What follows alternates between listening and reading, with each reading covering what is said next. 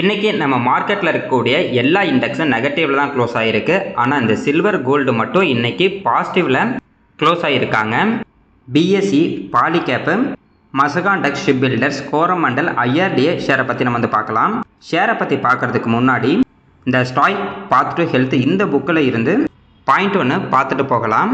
நம்ம எப்போ எந்த அசட்டில் இன்வெஸ்ட்மெண்ட் பண்ணாலும் சரி, அசட் வேல்யூவை விட கம்மியான ப்ரைஸில் நம்ம அந்த அசட்டை வாங்கணும். நம்ம ஒரு இடத்த வாங்குறதா இருந்தாலும் சரி, இல்லை ஸ்டாக் மார்க்கெட்டில் ஒரு ஸ்டாக்கை வாங்கினாலும் சரி, அதோட ஒருத்துக்கான அமௌண்ட்டை விட கம்மியான ப்ரைஸில் தான் நம்ம ஒரு ஸ்டாக்கையோ இல்லை ஒரு இடத்தையோ வாங்கணும். அப்போ தான் நம்மளுக்கான லாபம் அப்படிங்கிறது அதிகமாக கிடைக்கும். அதே மாதிரி நமக்கு ஓரளவுக்கு நாலேஜ் இருந்துச்சு அப்படின்னா அடுத்தவங்களோட அட்வைஸை நம்ம வந்து ஃபாலோ பண்ணக்கூடாது. ஸ்டார்டிங்கில் மட்டும்தான் அடுத்தவங்களோட அட்வைஸை நம்ம ஃபாலோ பண்ணணும். ஒரு அளவுக்கு நம்ம கற்றுக்கிட்டதுக்கு அப்புறம் நம்மளோட ஓன் மெத்தடை தான் நம்ம வந்து ஃபாலோ பண்ணணும். அப்போ தான் நம்மளால் அதிகமான பணத்தை சம்பாதிக்க முடியும். ஷேர் மார்க்கெட்டில் எக்ஸாம்பிள் சொல்லணும்னா, வாரன் பஃபட் ஸ்டாக் மார்க்கெட்டுக்கு புதுசாக வந்தபோது அவர் வந்து பார்த்தீங்கன்னா நிறைய பேர்த்தோட அட்வைஸ் வந்து ஃபாலோ பண்ணிகிட்டு இருந்தார். ஒரு கட்டத்துக்கு அப்புறம் அவருக்குன்னு புது இன்வெஸ்ட்மெண்ட் ஸ்டைலை வந்து ஓனாகவே கொண்டு வந்துட்டார். அதுக்கப்புறம் தான் அவர் இந்த அளவுக்கு பெரிய இன்வெஸ்டராக மாறினார். அதே மாதிரி தான் நம்ம எல்லாருமே ஸ்டார்டிங்கில் மட்டும்தான் ஒருத்தங்க வந்து ஃபாலோ பண்ணணும். அதுக்கப்புறம் நம்மளே ஓனாக ஒரு மெத்தட் வந்து கிரியேட் பண்ணணும். ஷேர் மார்க்கெட்டில் எவ்வளோ நாளும் முதலீடு பண்ணணும், எவ்வளவு முதலீடு பண்ணணும் அப்படிங்கிற ஒரு குழப்பம் எல்லாத்துக்குமே இருக்கும். ஷேர் மார்க்கெட்டை பொறுத்த வரைக்கும் நம்ம பணக்காரர் ஆகிற வரைக்கும் நம்ம வந்து முதலீடு வந்து பண்ணிக்கிட்டே இருக்கலாம். அதே மாதிரி இப்போ ஒரு ஸ்டாக்கில் இன்வெஸ்ட்மெண்ட் பண்ணுவாங்க, அது 10%, 20%, 1 மடங்கு 2 மடங்கு லாபம் கொடுத்து நம்ம வித்தரலாமா அப்படின்னு நம்ம வந்து கேட்பாங்க. அது வந்து பார்த்தீங்கன்னா உங்களை பொறுத்து தான். உங்களுக்கு எவ்வளோ லாபம் ஓகே அப்படின்னு உங்களுக்கு தோணுச்சுன்னா அதுலேயே நீங்கள் வந்து வித்துட்டு கூட வேறு ஒரு ஸ்டாக்கை வாங்கிக்கலாம். இல்லை லாங் டர்முக்குனா கூட அப்படியே வந்து வச்சுருக்கலாம். அது எல்லாமே உங்கள் விருப்பம் தான். ஆனால் நம்ம பணக்காரர் ஆகிற வரைக்கும் நம்ம அமௌண்ட்டு அந்த ஒரு இன்வெஸ்ட்மெண்ட்லேயே வந்து இருக்கணும். அதே மாதிரி எமோஷ்னலாக எந்த ஒரு முடிவு எடுக்கக்கூடாது. அதை பயத்தில் மார்க்கெட் கீழே போயிடும் அப்படிங்கிறதுக்காக விற்கக்கூடாது. அதே மாதிரி இன்னும் நிறைய லாபம் கிடைக்கும் அப்படிங்கிறதுக்காகலாம் ஹை ப்ரைஸில் வந்து வாங்கவும் கூடாது. எமோஷ்னலே இல்லாமல் லாஜிக் படி நம்ம முதலீடு பண்ணோம்னா நம்மளால் நல்ல ஒரு இடத்துல முதலீடு பண்ண முடியும். இன்றைக்கி நிஃப்டி 50யை பொறுத்த வரைக்கும் டவுனில் தான் வந்து க்ளோஸ் ஆகிருக்கு. கிட்டத்தட்ட 25,270 புள்ளியில் இருந்துச்சு நம்ம வீடியோ ரெக்கார்ட் பண்ணும்போது. லாஸ்ட் ஒரு வருஷத்தில் 2% நெகட்டிவில் வந்து ட்ரேட் ஆகிட்டு இருக்கு. இதுக்கு முன்னாடி இருந்த ஹை வந்து பார்த்தீங்கன்னா ஒரு வருஷத்துக்கு முன்னாடி கிட்டத்தட்ட 26,000 புள்ளிக்கு மேலே இருந்துச்சு. கொஞ்ச நாளைக்கு முன்னாடி அது ஜூலை மாதம் கிட்டத்தட்ட 25,600 பாயிண்ட் போய் டச் பண்ணிவிட்டு அதுக்கப்புறம் கீழே 24,400 வரைக்கும் வந்தது. இப்போ கொஞ்சம் கொஞ்சமாக ரிவர்ஸ் ஆகி 25,300 பாயிண்ட்டுக்கு மேலே போயிட்டு இப்போ வந்து பார்த்தீங்கன்னா மெதுவாக வந்து கீழே வருது. மேபி இப்போ நம்ம நிஃப்டி 50 இந்த 25,600 பாயிண்ட்டை போய் டச் பண்ணிவிட்டு கீழே கூட வரலாம். பொறுத்துன்னு தான் பார்க்கணும். ஆனால் இது இப்போ கொஞ்சம் கொஞ்சமாக வந்து கீழே வர வந்து ஆரம்பிச்சிருக்கு. இன்னும் 2-3 நாளைக்கு இது அப்படியே கொஞ்சமாக நெகட்டிவாக ஆக ஆரம்பிக்குது அப்படின்னா மறுபடியும் ஒரு 24,400 போய் டச் பண்ணுறது கூட வாய்ப்பு இருக்குது. ஆனால் நம்மளால் சொல்ல முடியாது, போனாலும் போகலாம். எதுவாக இருந்தாலும் நம்ம வெயிட் பண்ணி பார்ப்போம். அதே மாதிரி 25,600 கட் பண்ணி மேலே போணுச்சு அப்படின்னா ரொம்ப நல்லாவும் இருக்கும். இன்றைக்கி நம்ம ஸ்டாக் மார்க்கெட்டை பொறுத்த வரைக்கும் எல்லா இண்டெக்ஸும் நெகட்டிவ் தான் க்ளோஸ் ஆகிருக்கு. கோல்டு, சில்வர் மட்டும் இன்றைக்கி பாசிட்டிவில் வந்து க்ளோஸ் ஆகிருக்காங்க. குளோபலாக எந்த ஒரு ப்ராப்ளம் வந்தாலும் சரி கோல்டும் சில்வர் ரேட் வந்து பார்த்திங்கன்னா அதிகமாகும். இன்றைக்கி கோல்டோட ப்ரைஸ் 1.75% வந்து அதிகமாக இருக்குது. அதேமாதிரி சில்வர் வந்து பார்த்திங்கன்னா 3.28% அதிகமாக இருக்குது. லாஸ்ட்டு ஒரு வருஷத்தில் நல்ல ஒரு லாபம் கொடுத்துருக்காங்க கோல்டும் சில்வரும்.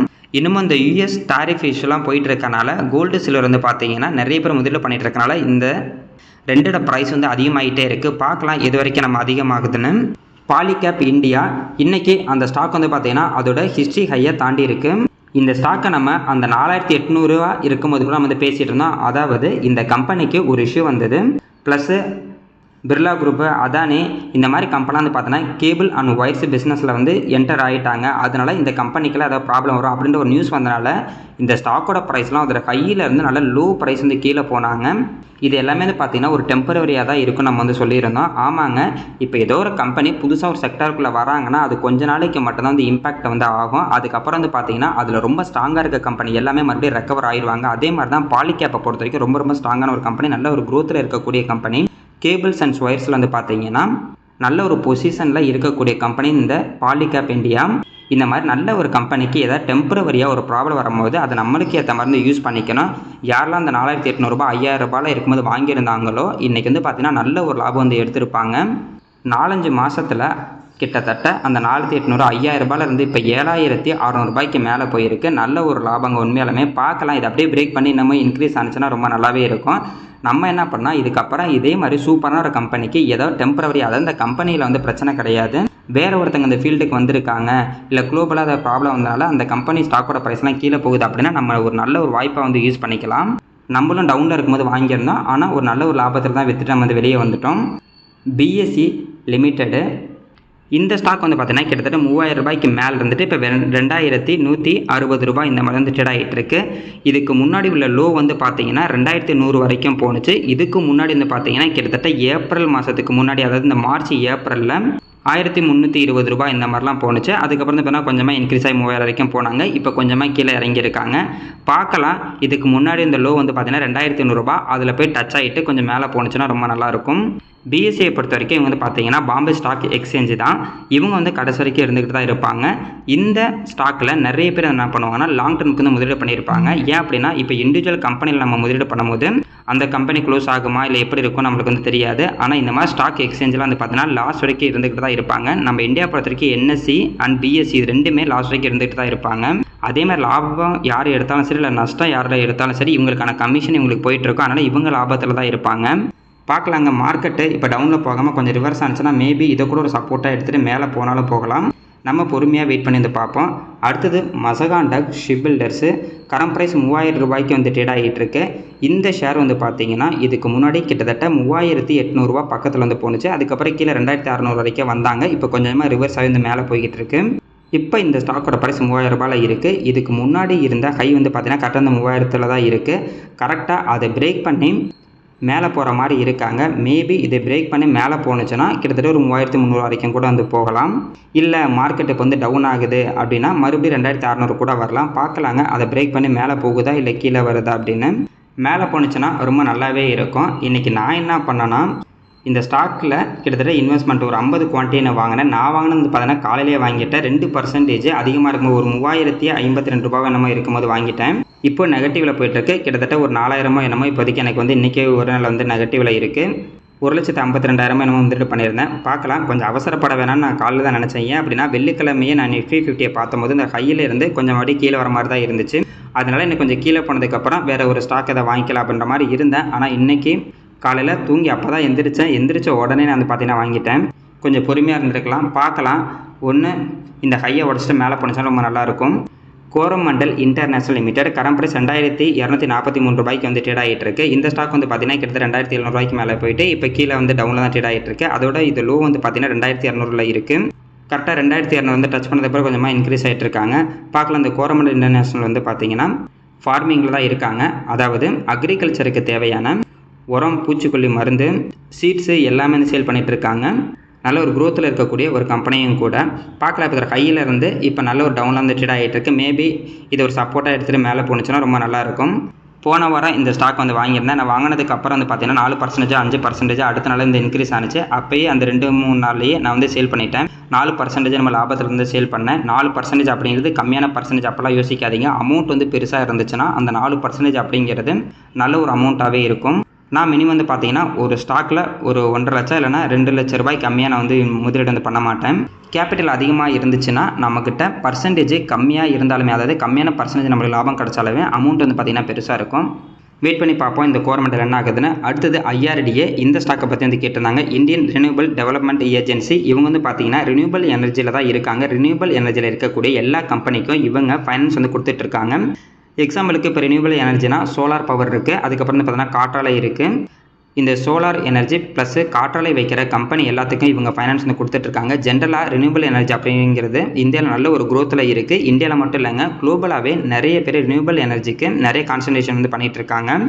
அதனால ரினியூவபிள் எனர்ஜியோட க்ரோத்து ரொம்ப நல்லாவே இருக்குது. நான் எப்பயும் சொல்கிறதா, இப்போ ஒரு 5-6 வருஷத்துக்கு முன்னாடி பார்க்கும்போது சோலார் பேனல் இந்த காற்றாலை அப்படிங்கிறது எங்கேயாவது ஒரு இடத்துல தான் இருந்துச்சு. இப்போ பார்த்தீங்கன்னா நம்ம ஊர்லேயே நிறைய இடத்துல சோலார் அண்ட் காற்றாலை வந்துருச்சு. அந்த அளவுக்கு இந்த ரினியூவபிள் எனர்ஜியோட க்ரோத் பார்த்தீங்கன்னா இருக்குது. அதை வச்சு இந்த செக்டரோட க்ரோத் எந்த அளவுக்கு இருக்குது அப்படிங்கிறது நம்மளால தெரிஞ்சுக்க முடியும். அதுவும் இல்லாமல் பவர் செக்டர் அப்படிங்கிறது கடைசி வரைக்கும் இருந்துகிட்டு தான் இருக்கும். நம்ம இருக்கிற வரைக்கும் கடைசி வரைக்கும் நம்ம பவரை யூஸ் பண்ணிக்கிட்டு தான் இருப்போம். பவர் கன்சப்ஷன் அப்படிங்கிறது அதிகமாகிட்டே தான் இருக்கும்.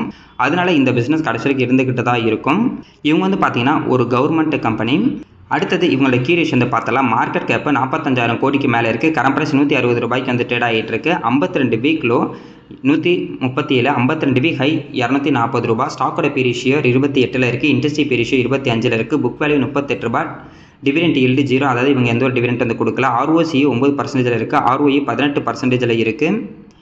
ROIC வந்து பார்த்தீங்கன்னா 9% இருக்குது. OPM 88% இருக்குது. ஓவரால் அந்த பர்சன்டேஜ் எல்லாமே சூப்பரான ஒரு பர்சன்டேஜ் தான். இன்டென்சிக்கலி 88 ரூபாயில் இருக்குது. அதாவது இந்த கம்பெனியோட கரண்ட் பர்ஃபார்மன்ஸ் வச்சு பார்க்கும்போது இந்த ஸ்டாக்கோட ப்ரைஸ் 88 ரூபாய்க்கு ஒருத்தான ஸ்டாக் அப்படின்ற மாதிரி அர்த்தம். பிஜி ரேஷியோ வந்து பார்க்கும்போது 0.74 இருக்குது. டெப்ட் ஈக்விட்டி 6.31 இருக்குது. இங்கே வந்து பார்த்தீங்கன்னா டெப்ட் ஈக்விட்டி கொஞ்சம் அதிகமாக இருக்கிற மாதிரி தான் இருக்கும். இருந்தாலும் இவங்க வந்து பார்த்தீங்கன்னா ஃபைனான்ஸில் இருக்கனால டெப்ட் ஈக்விட்டி கொஞ்சம் அதிகமாக தான் எப்பயுமே இருக்கும். இந்த ஃபைனான்ஸும் சரி பேங்க்கும் சரி எப்பயுமே டெப்ட் ஈக்விட்டி அதிகமாக தான் வச்சுருப்பாங்க. ப்ரைஸ் டு புக் வேல்யூ பார்க்கும்போது 4.24 இருக்குது. அடுத்தது நம்ம இவங்களோட குவார்ட்டர்லி ரிசல்ட் வந்து பார்த்துடலாம். இப்போ இந்த ஸ்டாக்கோட ப்ரைஸ் அதோட ஹையிலேருந்து லோ ப்ரைஸுக்கு போன காரணம் என்னன்னா, லாஸ்ட் குவார்ட்டரில் இவங்க கம்மியான ரிசல்ட் வந்து கொடுத்துருந்தாங்க. எக்ஸாம்பிளுக்கு ஜூன் 2025, அதாவது லாஸ்ட் குவார்ட்டரில் இவங்களோட ரெவன்யூ 1947 கோடியும் நெட் ப்ராஃபிட் வந்து பார்த்தீங்கன்னா 247 கோடி தான் கொடுத்துருந்தாங்க. இதுவே மார்ச் குவார்ட்டரில் இவங்களோட நெட் ப்ராஃபிட் 502 கோடி இருந்துச்சு. இதுவே போன வருஷம் 2024 பார்க்கும்போது 384 கோடி நெட் ப்ராஃபிட் வந்து கொடுத்துருந்தாங்க. இயர் அண்ட் இயர் கம்பேர் பண்ணாலும் சரி, குவார்ட்டர் கம்பேர் பண்ணாலும் சரி, இந்த தடவை இவங்க ரிசல்ட் ரொம்ப கம்மியாக தான் கொடுத்துருந்தாங்க.